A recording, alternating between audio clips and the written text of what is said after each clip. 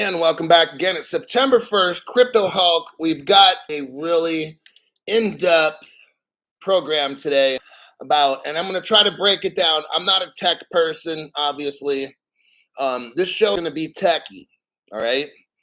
And I'm going to show you from the white paper of Codius, and I'll get into what is Codius and all this.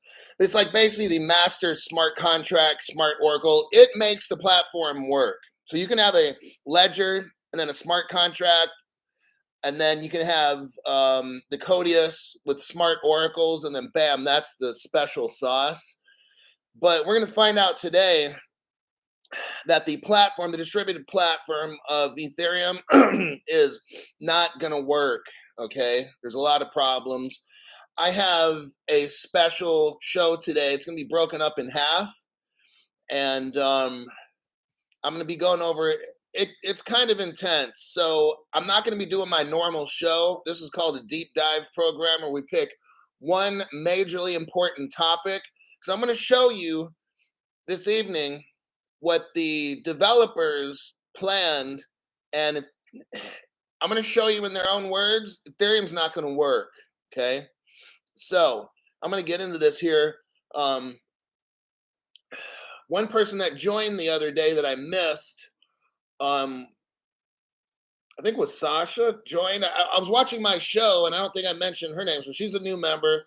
Welcome to the program. I try to always welcome new people when they join up and stuff, but sometimes I get super busy or I got 10 things going in my head about the show, and I can't catch everything. So yeah, so we're gonna get into this. Is a really intense. So if some of you like tech, then this is gonna be the show for you. I don't personally like it. I just like what it does, and it's gonna make us all rich. Okay. Brad Fuller, thanks, Brad, for your donation to the channel.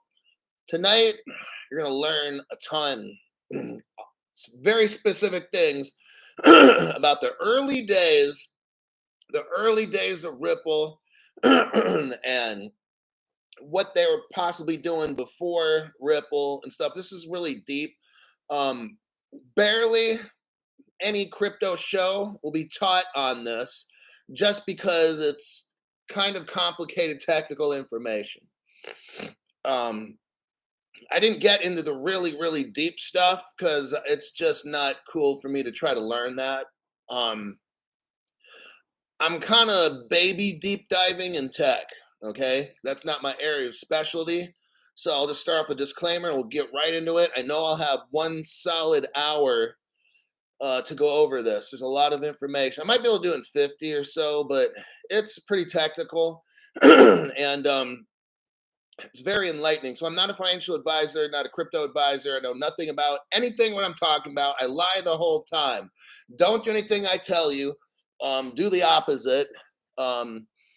Always remember everything's a lie. Always do what's legal in your country and the rest of that stuff. And yeah, if I tell you to do something, don't do it. All right. Now that we got that out of the way, here we go.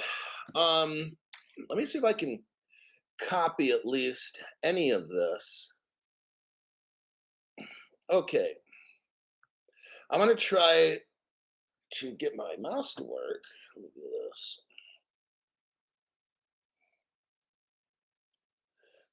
So here would be like the front page, and I'll take it to about here. I'm going to copy it, go into the chat. Let me see if this works. Paste.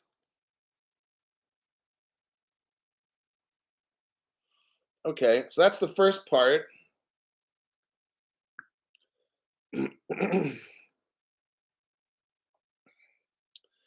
Definitions. Second part. Oh, wait, isn't it going? Oh shit, it's over. Fuck, it can't be over like 200 words. All right, son of a bitch. I'll tell you, man. Got to take out part of it. We do that.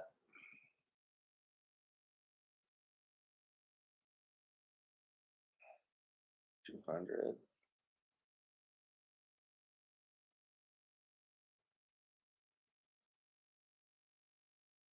Oh, shit. Okay, that's not working. Fuck it. I think it. Okay, that's not going to work. I don't have time to do this right now. What I was going to show you is I have the white paper.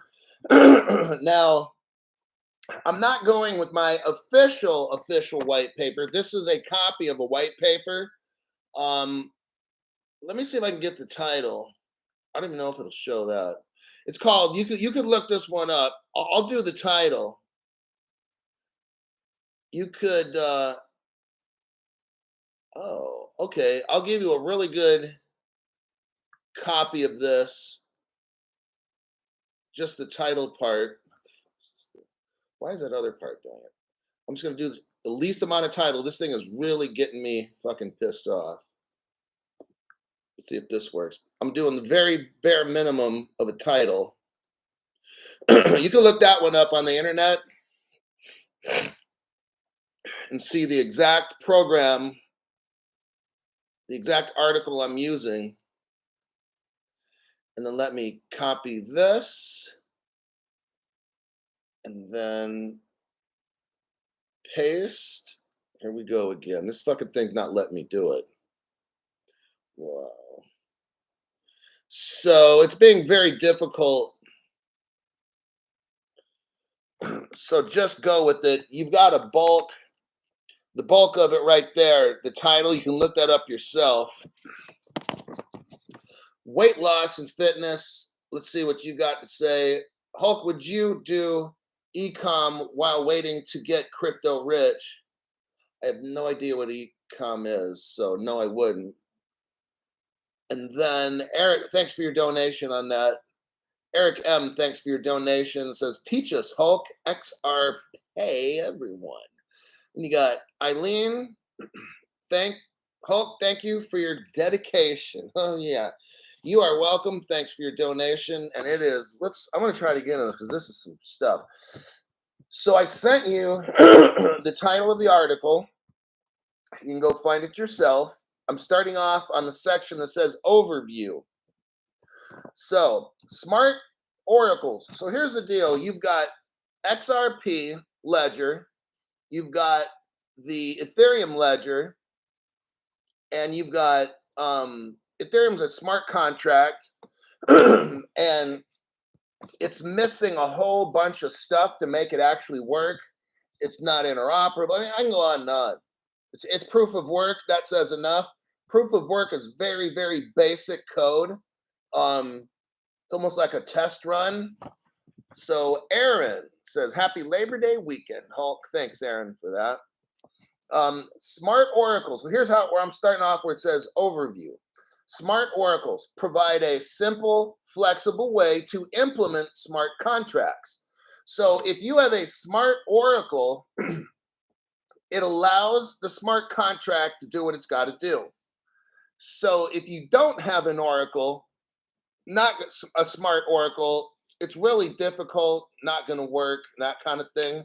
So what Codius does is it uses smart oracles to get amazing stuff done. We're going to discuss the amazing things it does, probably about, how many different ones? 8 to 12 different things, like finance, voting, law. I mean, you're going to find out what the XRP ledger does. So it's going to utilize Codius and smart oracles. It's all that in a bag of chips. The smart contract Ethereum is missing so much. We're going to find out in this article.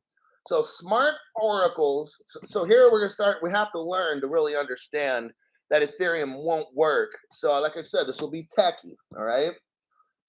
Smart oracles build on the idea of oracles or entities that provide smart contracts. So if you imagine smart contracts, smart oracles are above those, it's their boss, okay? If you have smart contracts and you don't have a smart oracle, shit ain't gonna work, okay? Imagine Ethereum. That's just what that is. It says, we introduce we, meaning the people that for Codius, that built Codius, we introduce an implementation. That's what Codius is. An implementation of smart contracts called Codius, which uses Google's native client code for sandboxing. Now, here's the concept. The Codius implementation is the smart oracles and Google. Why is this? I'm turning the phone off because this shit, I didn't even tell it what to do. It just starts doing shit on its own. And now it doesn't want to turn off. Wow. I'm holding the button. I don't know what you mean by I'm holding the button. Oh, stupid fucking phone. Okay, hold on a sec. She doesn't want to turn off. Oh my God. So you've got, okay. I'm going to read this again. We introduce an implementation of smart contracts called Codius, which uses Google's native client code for sandboxing. So you've got Codius with smart oracles running the smart contracts to get stuff done. Imagine Ethereum would be the smart contract. It doesn't have Codius and it doesn't have smart oracles to make it work, okay? That's the problem with that. Dick Hurts, you gotta love it. New member, thank you, Hulk. You're welcome for that. Nice name, by the way. B7. G'day, Hulk, listening and being attentive. Thank you, sir. Regards, Ben. So with Codius, you got it all. You got as long as you have like a ledger, like an interoperable ledger, like the XRP ledger, that can work with all different blockchains. You don't have to stay on the Ethereum chain. The XRP ledger is interoperable with everything, and it has a digital exchange. Nobody else has it just like that. And the Ripple team has the secret called Codius with the smart oracles and the Google native client. You throw all that in together, and that's all the money, okay? Remember now, Ethereum was built from XRP. Think about that. Ethereum was built, it wasn't just imagined by itself. Vitalik Buterin used the code of the XRP to make Ethereum. So Ethereum is inferior already because it came from XRP. It's a part, it's a portion. Ethereum is a portion of XRP. It's not the whole enchilada. Got it? So already they're behind the 8 ball, okay? Ethereum was already behind the 8 ball like loser before this thing even started. Now that we've got that cleared up, I'm going to the next section, if you want to look, and it's called Smart Oracle or a Contract Host, okay? That's what it's titled. I'm not reading exactly in order, so I'm reading off the sections. If you want to find where stuff is, that's where I'm at. It says, we use the terms smart oracle and contract host interchangeably. Bitcoin relies on executing contracts. Now we're starting to get a little technical. Bitcoin relies on executing contracts with consensus networks. And that's not good because it creates a deterministic requirement. The placing the contract execution in the hands of smart oracles generalizes and simplifies the system significantly. So let me read that one again. Bitcoin relies on executing contracts with consensus networks. Now, that's not the way to go, but that's a very basic way to go. It says not good because it creates a deterministic requirement. That's not what you want. The placing of the contract, like the smart contract execution in the hands of a smart oracle, that's what you need. The smart contract needs the smart oracle. Ethereum does not have that, okay? So place it in the hands of the smart oracle generalizes and simplifies the system significantly. So that's what you want to do, is be able to utilize a smart oracle, not do it the Bitcoin route or the Ethereum route to get shit done, but use the smart oracle to get it done. See, they don't have the smart oracle, so they're trying to do like the like cut through, do the shortcut method. The shortcut method does not work. That's why Ethereum is all kinds of hacked, right? They're not doing the right thing, so they're making all these shortcuts, compromising the system. That's why 1.2 billion Ethereum worth of Ethereum NFTs were hacked this first 3 months of this year. And I always wonder, what's the fucking problem with Ethereum? Why is it so slow? Why is it hacked, so much? Why are these things stolen? Because what I'm telling you right now, it doesn't have the smart oracle that it needs. It's an incomplete blockchain, okay? That's basically the simplest that I can put it. The Emerzello, welcome to the members video live stream. You're gonna be earning your money tonight. You might have to watch this damn video twice. I'll have to watch it 4 times. This next section, if you're looking, the next section I'm going to is from oracles to smart oracles, okay? The concept of smart contracts is widely attributed. Now, so listen to this. So where the hell did smart contracts come from? The concept of smart contracts is widely attributed to Nick Szabo. That's spelled S-Z-A-B-O, not Vitalik Buterin, okay? And it's not from Charles Hoskins. Let's make that very clear. Nick Szabo worked on them in the 1990s. Vitalik wasn't around, and Charles Hoskins was probably 15 years old. Another famous person in smart contracts was Wei Dei. That's W-E-I-D-E-D-E-I. He also wrote about smart contracts in the 1990s. So these 2 guys are the pioneers of smart contracts, not Vitalik. What Vitalik did was came in for about 3 weeks, slept on the couch of Stephen Thomas of the Ripple team. Vitalik left with very limited knowledge of smart contracts, tried to start a failed blockchain called Ethereum, and it's been fucked up ever since, okay? That's the history. Glenn Cox, thanks for your donation to the channel. Appreciate that. And Kenna, welcome to members video live stream.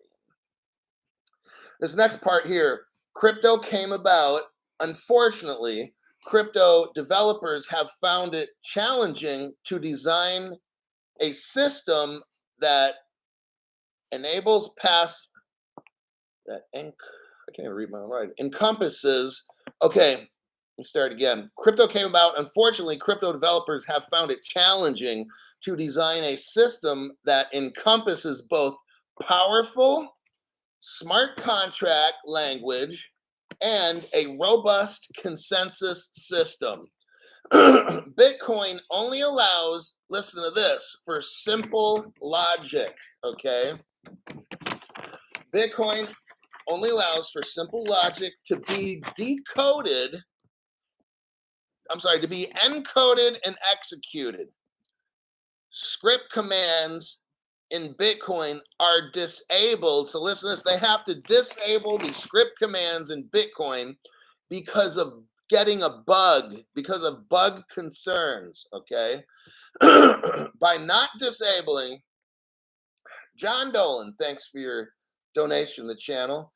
Damn, this is a big show. Got a haircut, and we are ready to go. They got Stacy Coleman comes in. Hey, Crypto Hulk, I have my XRP stored on my Ledger hard wallet. Is this okay, or is there a special XRP ledger? Yeah, store it on your Ledger hard wallet. Write down your keys, and you're good to go. So with Bitcoin, they have to disable. These script commands are disabled because if you don't disable them, you'll get bugs on Bitcoin, which is not a good thing. Now, here's where Ethereum comes in. Now this is very important. by not disabling the script commands. So with Bitcoin and Ethereum and stuff, you have to disable the script commands. On those two, you have to, all right? But if by not disabling them, the script command becomes a fork of the blockchain, and that would occur. So what they're probably doing with the Ethereum is disabling the script commands. They're not going to disable them. So when you don't disable them, boom, you get a fork, okay? Listen to this. Forking a blockchain on a distributed ledger is highly undesirable. This is what the tech developers are saying, not myself, okay? This is what like David Schwartz is saying. David Schwartz was a part of this research team that made this report that I'm reading. So when you enable script commands on like Ethereum, you're going to get a fork, and that's something you don't want on a blockchain because it's highly undesirable. We're not going to get into all the tech reasons why it's going to jack up your blockchain. Let me see what else.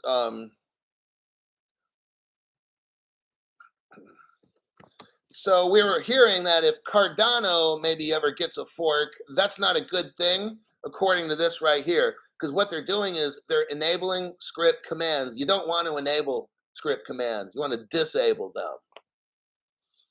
Now, most proposals for smart contracts depend on independent entities. So if you have a smart contract, you want independent entities to help get this done. And what they do is to inform the contracts from the outside world. So the smart contract's doing its thing. It needs help from the outside world to let it know what to do, okay? This part kind of gets interesting for me. It's kind of like biology, but it's not. But I was kind of like reading this saying, oh, that's kind of cool. So you program a smart contract or whatever do these things, and then it depends on an independent entity to inform the contracts from the outside world by introducing signatures, okay, into the network. Smart oracles take this step further. So here's where the smart oracle comes in to the smart contract, because the smart contract needs help, all right, from the independent entity. So the smart oracle takes, so here's where Ethereum doesn't have the smart oracle. So smart oracles take this a step further to place the untrusted code execution in the oracle's hands, okay? The smart oracles are trusted and can both provide information about the outside world and execute code to which both parties agree. So the oracle comes in, it's trusted, and it basically tells the smart contract what to do and then makes it happen, okay? That's the right way to do it, all right? What they got going on over at the Ethereum camp is the shortcut method. Now, here's the funny part.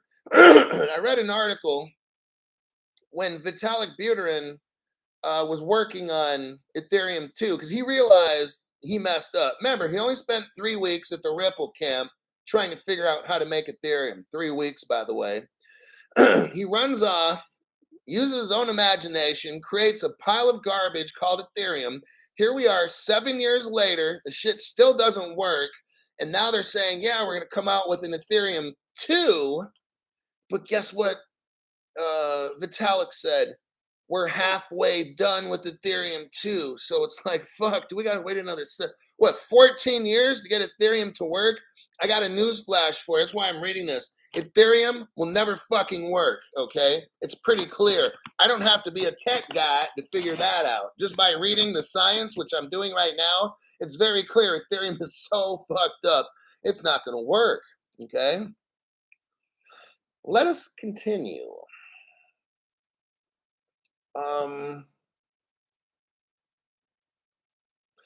This next section, if you look on the report, is called Financial Applications and Beyond. Okay.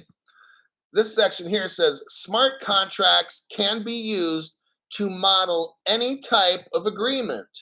Smart oracles make the starting simple, flexible, and powerful. That's what smart oracles do. The following applications are what smart oracles can do. Now we're going to list at what smart oracles can do in a second. The future will bring many more things. We have just begun. So this was written, I think, in 2014. They had ideas on what smart oracles will do, and that will be, as long as it's working with Codius, it'll be to make a smart contract like Ethereum work. Okay, but they said there's gonna be way more in the future that smart oracles are going to do. We just don't know because it's not the future. So, but there's plenty more what these can do. It says here, smart contracts can be used to model any type of agreement. Smart oracles make the starting simple, flexible, and powerful. B, the following applications are what smart oracles can do. The future will bring more. Number one, it says here, bridges between value networks, contracts built on smart oracles, not like Ethereum. Contracts built on smart oracles can create automatic and fully trustworthy bridges between blockchains. Now do you see bridges between blockchains make them automatic? Okay. Think of XRP ledger. All around the XRP ledger, there's smart oracles. There's going to be, and it's going to make it very interoperable with all of them. Fully trustworthy bridges between blockchains. That's why XRP is different, because it has these. No other cryptos have those that I'm aware of. Next, escrow. We already know right now that the XRP is an escrow. So let's look into this. Smart contracts can easily be set up as escrow accounts. That's why the XRP is in one. Accounts that monitor and exchange between, and I think we go over here, two people. So that's exactly the XRP. They got 50 billion in a smart in the escrow, and I'm sure they got smart contracts and smart oracles working with the exchange, because it gives 1 billion a month to Ripple, and if Ripple wants to use stuff or not, then it sends it back. All those are being done with what I'm talking about right now. Ethereum doesn't have any of this stuff. Okay. Now, right about now, I'm in the middle of the report. We're at about the 28-minute mark. What I'm going to be talking about in the members only show, now we're going to get into all the things like cryptocurrency wallets. I'm only going to give you a couple. We're going to get into how smart oracles and Codius and stuff, and I will get into later exactly what is Codius, how does it work with smart oracles. So in the end, we'll kind of have a wrap up of this whole situation. But we'll be talking about like auctions. Let's say you have an auction, you can use smart oracles along with Codius and then run an auction. And I'll complete this one and I'll quit with this.